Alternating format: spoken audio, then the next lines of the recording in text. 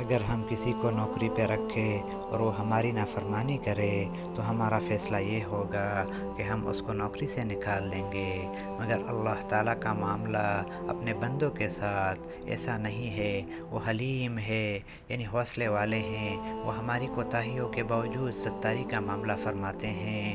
اللہ تعالیٰ اتنے حلیم ہے کہ بندہ گناہ کرتا ہے مگر اس کے باوجود وہ اسے 4 نعمتوں سے محروم نہیں کرتے۔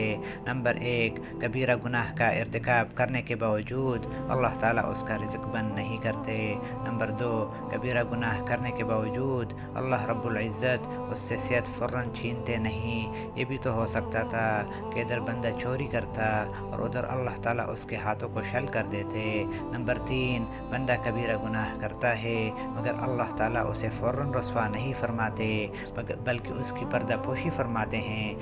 نمبر 4، اللہ رب العزت اس گنہگار آدمی کی فوری طور پر پکڑ نہیں فرماتے، اس کو مہلت دیتے ہیں کہ شاید میرا بندہ توبہ کر لے، تو گناہوں کے باوجود اللہ تعالیٰ بندے کے لیے یہ 4 نعمتیں جاری رکھتے ہیں۔ یہ اس کی رحمت نہیں تو اور کیا ہے؟ ہمیں چاہیے کہ ہم ہر حالت میں اللہ تعالیٰ کی فرمان برداری اور اطاعت میں زندگی گزارے اور جو گناہ ہم سے سرزد ہوئے ہیں اس پر اللہ تعالیٰ سے معافی مانگے۔